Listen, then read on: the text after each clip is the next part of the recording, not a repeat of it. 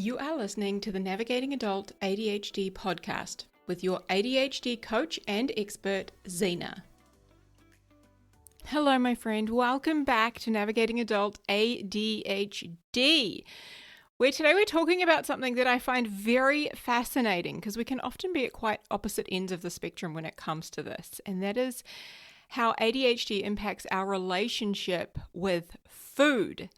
So just this past weekend, I had one of my best friends staying with me, and I was making breakfast at about 7 a.m. in the morning, and I said to her, "Can I make you some?" And she's like, "Oh, no way. Like, I don't eat till like 2-ish. And I was like, "What? Really?" She's like, "Yeah, like normally I don't eat till I'm like starving at about 2 o'clock in the afternoon." And of course, fellow ADHDer, I totally get it. So tell me, my friend, do you ever forget to eat until it is 2 o'clock in the afternoon and you've got this like pounding headache, or you find that you're like shaking and aggressively hangry? Or perhaps you eat way past full and think like, why do I do that to myself? Maybe you have foods that just give you the absolute ick. So it could be the texture of the food is just a hell no for you, or the smell. And maybe you have constant food noise. Is that you? Do you have that, constant channel in your brain running 24/7 of like, what should I eat next? What do we have? What sweet food do we have in the house? Like, what salty food? What is it? If you're nodding along, then my friend, you are not alone. I am one of those people who has, the constant question of what am I going to eat next in my head, always thinking about food. And I've always struggled with, it's not that I forget to eat, but eating way past full, like knowing when is a good time to stop. Now, here's a reason for this, a very good reason. ADHD actually has a very big impact on our relationship with food.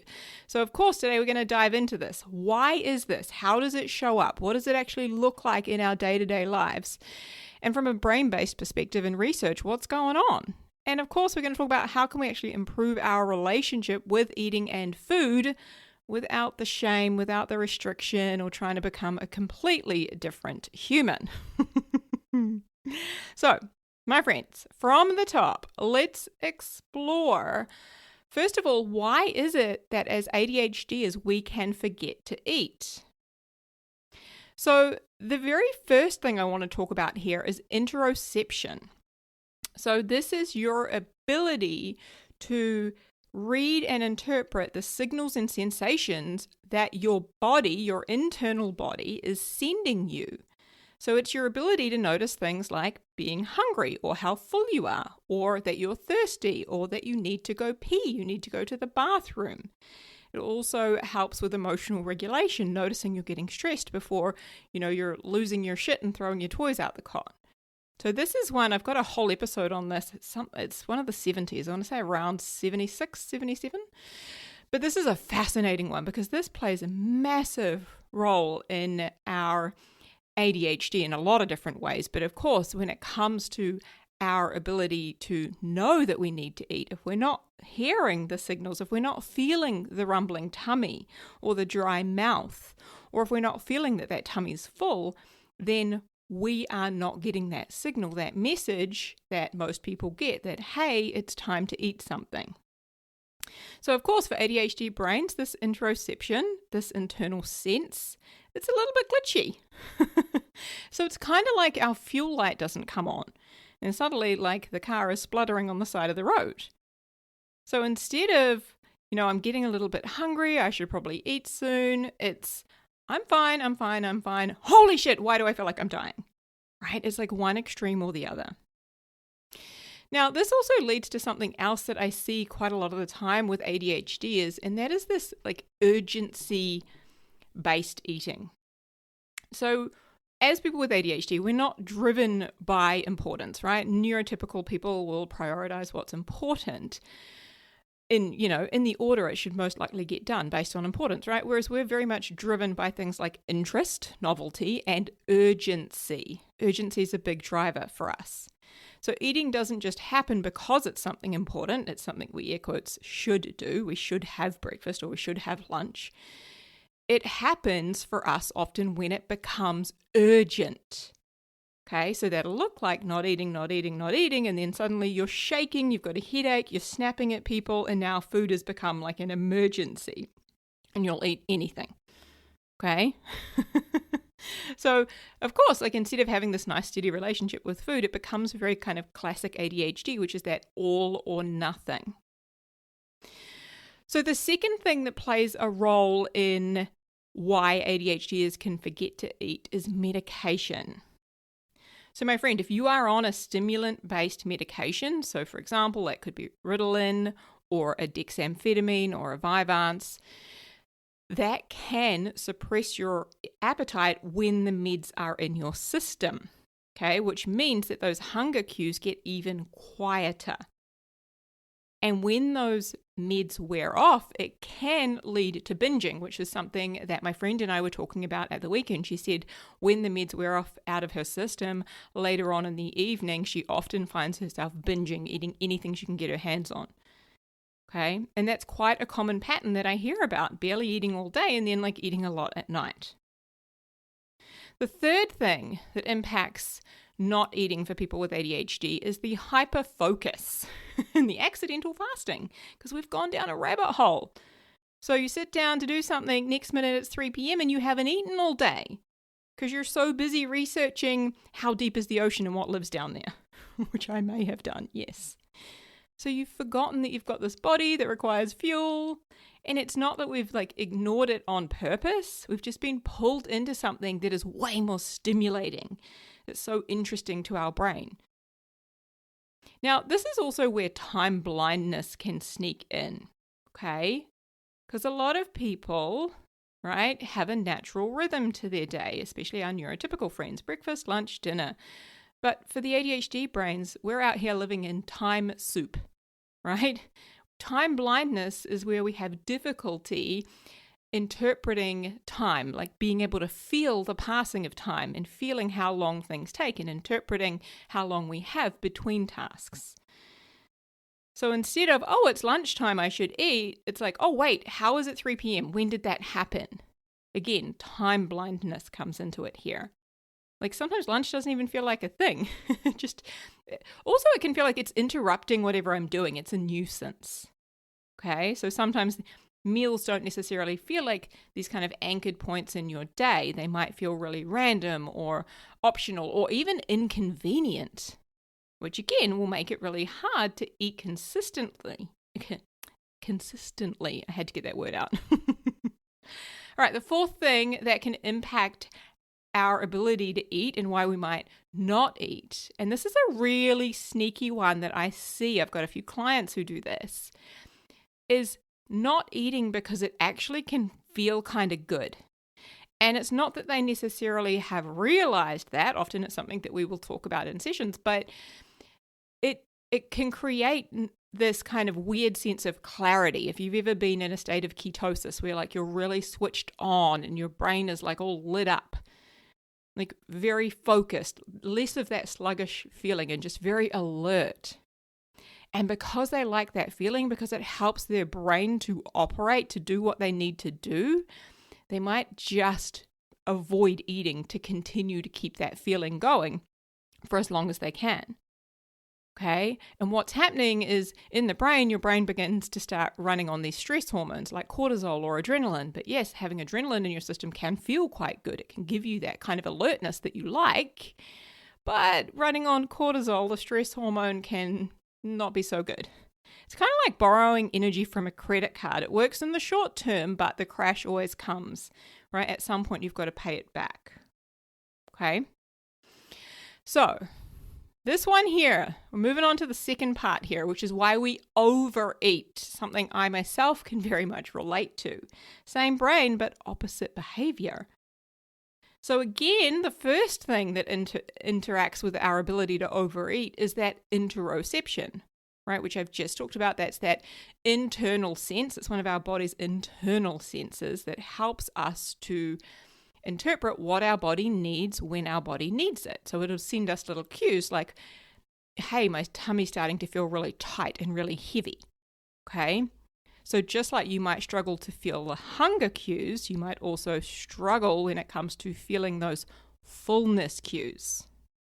So instead of like, oh, I'm satisfied, it's like, yeah, I'm good. I'll just have a bit more. I'm fine. Oh my God, I've gone way too far. And forever saying, oh my God, I ate too much. It's kind of like what people describe of Christmas Day, but that happens all the time.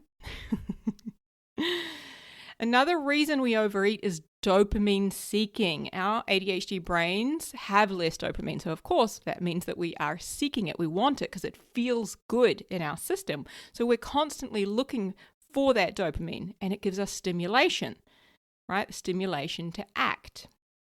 So food is something that's quick, it's easy, it's reliable when it comes to getting this dopamine, especially things like sugary foods or energy drinks or like carbs or like processed carbs or high fat foods, like takeout, that sort of thing. A lot of dopamine in that. So these give us that fast dopamine hit and your brain's like, yes, I want more of that immediately. Okay, so of course, dopamine seeking can play quite a big role in the reason why we will overeat.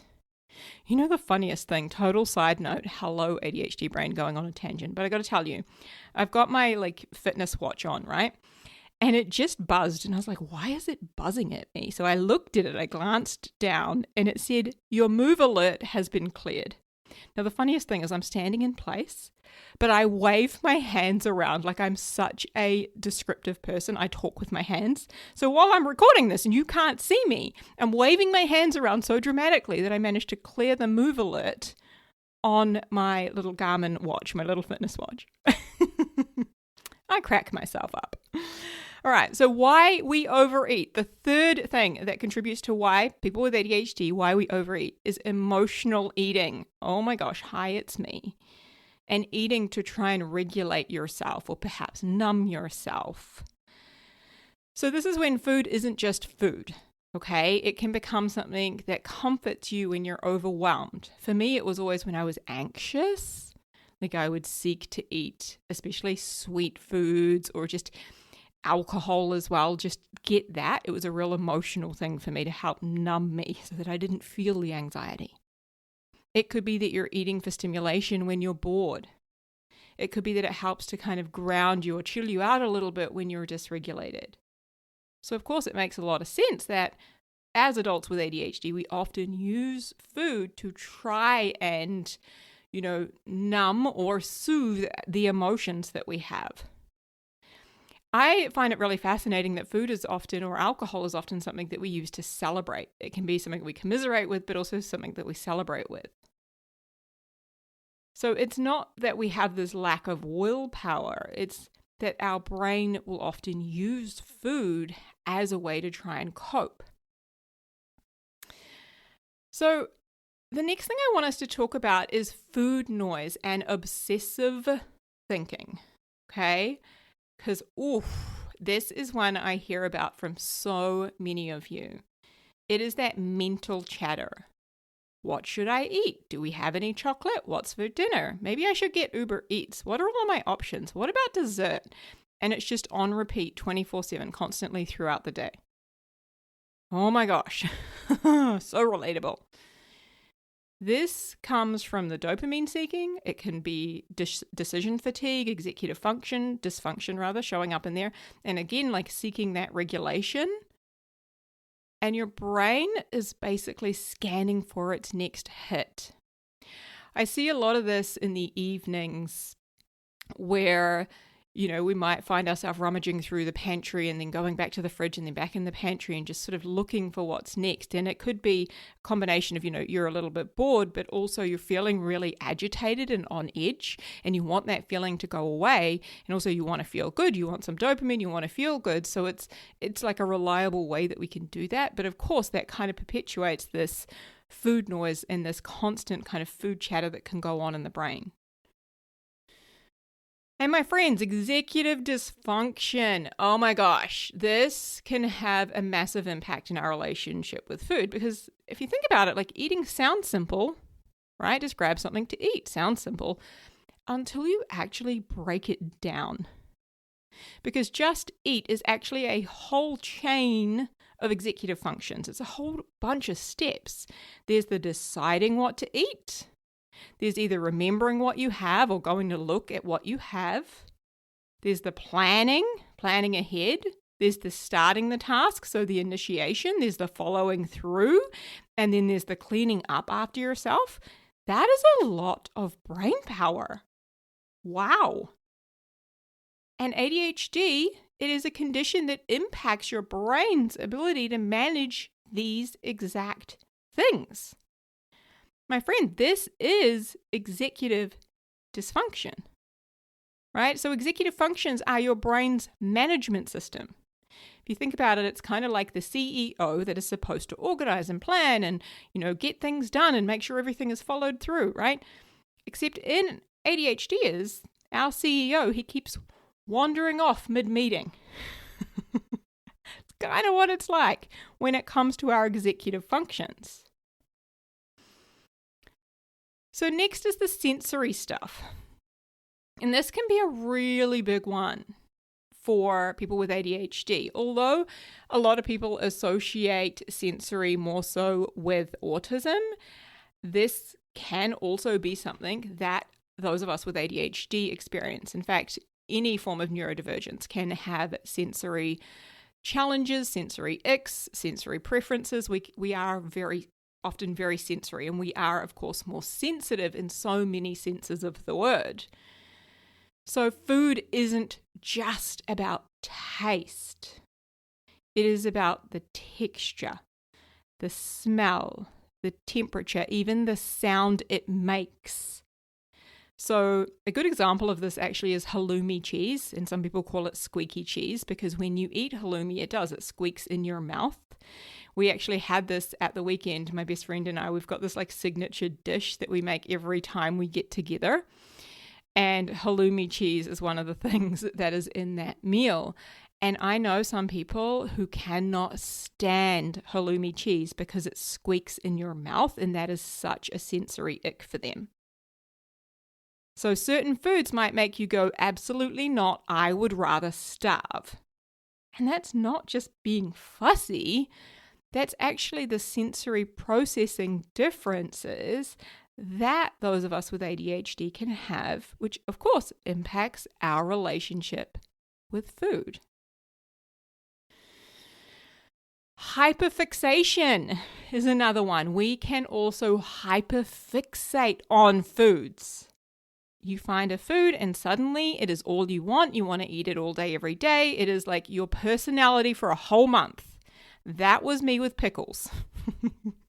I still laugh about this because of all the things, it was pickles. I would literally put pickles in my omelet for breakfast. I would put it in whatever I was having for lunch. And then I would have pickles on the side of my dinner as well. I was eating pickles breakfast, lunch, and dinner, and even on snacks. I could have pickles with snacks. I was obsessed with pickles to the point where I brought pickles, I've got pickles on a t-shirt, right? It became a whole thing. Literally it became part of my personality. It was a joke. We were going through more than a jar of pickles, a huge jar of pickles every single week. Obsessed. And then one day, no, don't give a shit. Don't even want to. Just done. It's dead to me. Right? Our ADHD brains love novelty, but they also can burn through it really fast. So hyperfixating on foods is another thing that we see. Then we got to talk about diet culture and the all or nothing that we can get stuck in, because this is where things can get really, really tricky. As people with ADHD, we are more vulnerable to extreme diets, to that whole I'll start on Monday. God, the amount of times I have said that over the years. So I'd start on a Monday and I'd quit the diet and exercise routine by Wednesday. And then I'd say, you know what? I'm just going to eat whatever I want and go crazy and make the most of all the food and all my favorite things. And then I'll start again fresh on Monday. So it would really create this very kind of bingey sort of a cycle, right? Always saying, hey, I'll start again on Monday. And of course, we often can be vulnerable to cutting things out completely, becoming very all or nothing, very restrictive. And of course, right, that leads to restriction. It can lead to burnout. It can lead to that binging cycle. So it's no surprise that ADHD, we are more prone to developing eating disorders. Okay, I'm not just making that up, my friends. There are stats and studies around this. It was actually something that I remember during my consultation with the psychiatrist when I was going through the process of getting diagnosed with ADHD. It was something she talked to me about. Have you had an eating disorder? And, what is your relationship like with food? And I was like, oh, that's random. Why are you eating that? Why are you eating that? Why are you asking that? And then, of course, I got my diagnosis and she told me why, etc. And then I went down this whole rabbit hole, like Googling that and looking at all of the research. I became obsessed with understanding why we're more prone to having eating disorders. I was like, oh, because that was me. That was my experience. I had an eating disorder as a teen that sort of followed me through into my 20s. And of course, that still impacts my relationship with food today. So of course, no surprise, my friends, we are more prone to developing eating disorders. Now, I want to bust a myth here because you might have heard, and this was something I think quite big in the 90s, but you might have heard that sugar causes ADHD. That is total bullshit. I was curious about this and I did a bit of research. There is no research to support that. There is no evidence that supports that sugar will cause ADHD, okay? However, what the research does show is you may find certain foods, maybe it's certain foods or additives, it could be sugar, it could be preservatives, additives, impact how you feel and your ability to use your brain. Now, there is research that does suggest certain additives like artificial colors or preservatives, right, can impact some individuals.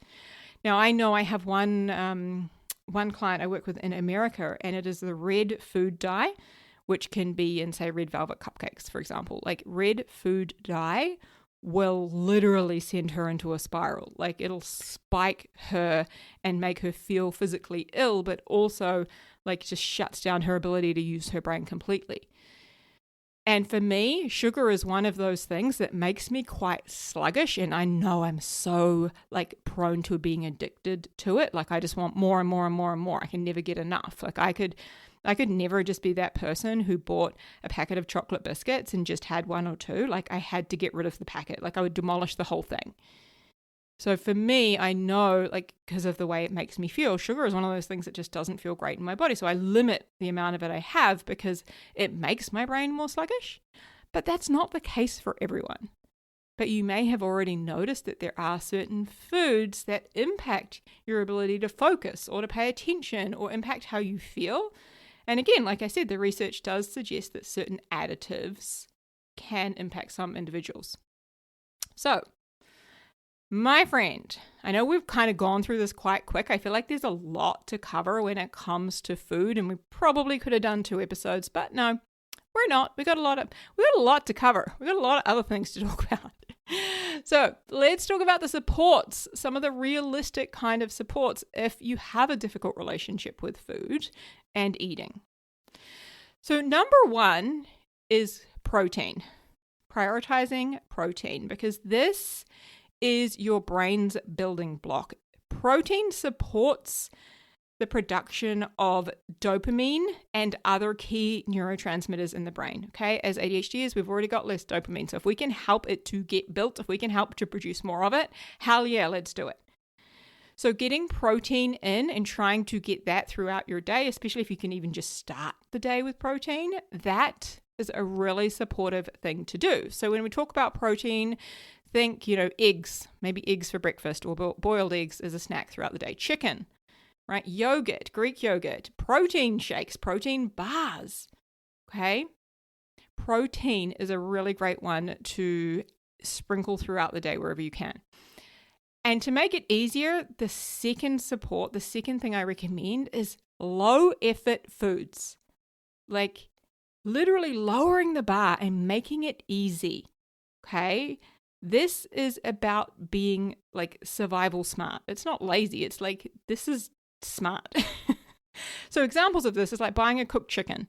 I went through years of like just buying a cooked chicken. Now I just buy a pack of chicken legs and just shove them in the oven every, like it's either Sunday or Monday. I'll just cook up a batch of chicken legs and use them all throughout the week. It's just like I've already got this thing I can snack on or throw in my lunch or my dinner or whatever. Like just having that cooked chicken there just makes my week so much easier. Boiled eggs is another great idea. Frozen meals. You can buy like amazing frozen meals these days, even like high protein ones. Pre-cut vegetables, like buying a bag of just pre-cut veggies, even using a meal delivery service. Okay, you don't need to be a chef. How? No, I am surely not a chef. Like, one of the things I dislike is having people over and having to cook for them. That's just not a thing I love. So again, you don't have to be a chef. Just like lower the bar and make it easier to either have food available or make meals, what have you. Just make it way easier, right? Low effort foods is number 2.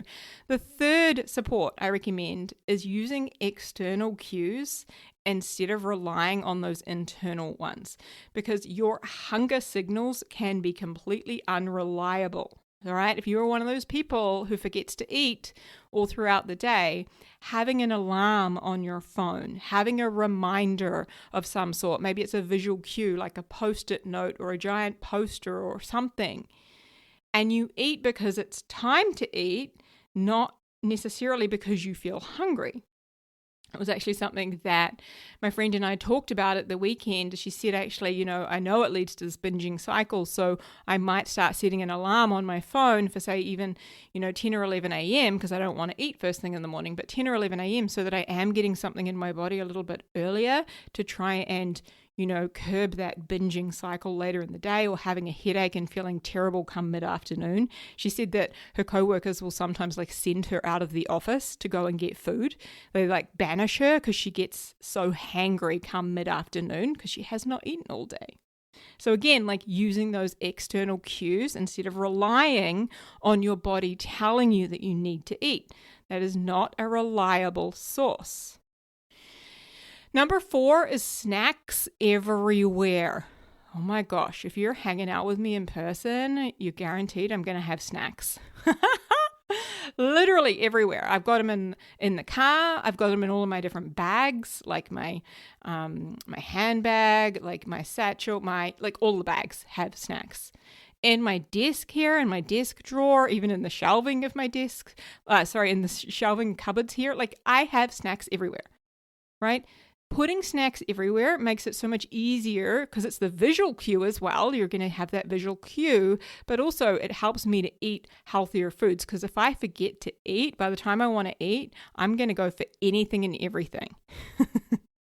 So I stock up with protein bars. I've got nuts, like little packets of nuts or fruit and nuts everywhere. Beef jerky is another one. Even like using a shaker and protein powder and having that, like we can just have all sorts of different snacks, but having them everywhere is so helpful. The 5th support is building more slow dopamine into our day. I know this has helped hugely with my own relationship with food. So when I talk about slow dopamine, not all dopamine is created equal. Okay, if you think about it like fast food versus, say, healthy food, okay?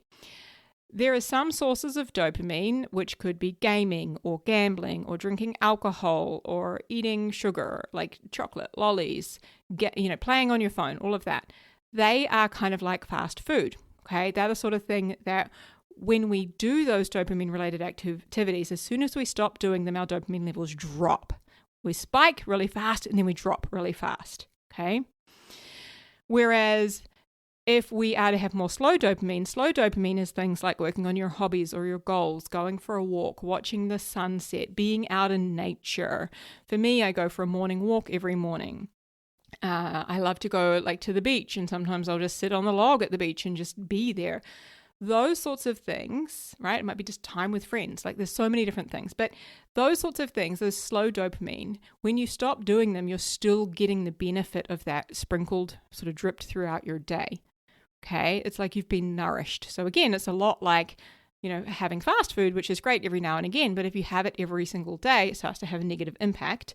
Whereas healthy foods, right, nourish you and help you, throughout the day to feel good, to sustain your energy, all of that sort of thing. Okay. So again, if we build more slow dopamine into our day, rather than having all of your dopamine coming from food, right? If that's what's happening, your brain's going to keep going back there. If you add in just a little bit of movement or sunlight or music or connection with people that you enjoy connecting with, so that food isn't your only tool, that slow dopamine is really going to help for you to manage your sort of energy levels and how you feel mentally and emotionally throughout the day.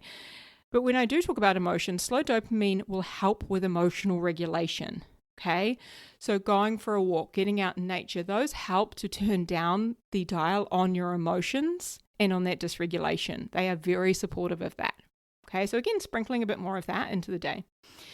And that leads to me to number 6, which is emotional regulation tools, right? For so long, food and alcohol really was my only way of sort of, I say regulating, but I think I was more trying to numb myself so that I didn't feel. But it can be, something that we do to try and turn down the volume on our emotions, because if we fill ourselves up enough, right, we don't feel quite so much. So rather than, removing emotional eating or emotional, using food as a way of numbing or regulating or coping, whatever, we don't want to remove it. We just simply want to add in more options, more emotional regulation tools. And I've talked about it many times before, and I'll keep doing that. EFT tapping is one of my absolute favorites. That stands for Emotional Freedom Technique. Tapping on various meridian points around the body is the science and the research behind this is wild at how effective it is in helping to calm your nervous system. Like if you're in a state of fight or flight, the research on people with PTSD as well, it's mind-blowing. So I've got a whole podcast on that. I've actually got a few, but number 59, I talk about using EFT tapping, right?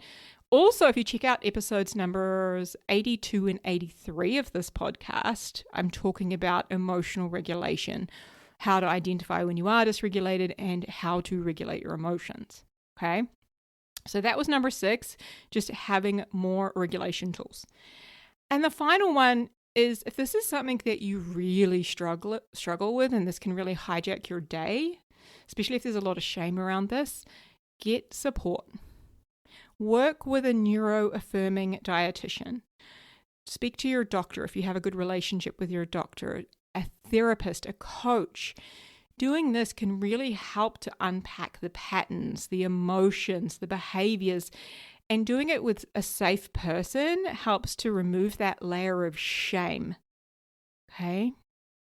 So my friend, if you have been struggling with eating and food, I want you to hear this. You are not bad with food. You are working with a brain that processes hunger and reward and emotion and decisions differently. And when you understand that, everything starts to make a whole lot more sense. Okay? So my friend, if this episode has resonated with you, if it has helped you to understand yourself better, to feel seen, would love if you would leave us a review and also share it with a friend. Share it with a fellow ADHDer who you know also has an interesting or challenging relationship with food. All right, huge love, my friend. Take care. I'll speak to you soon.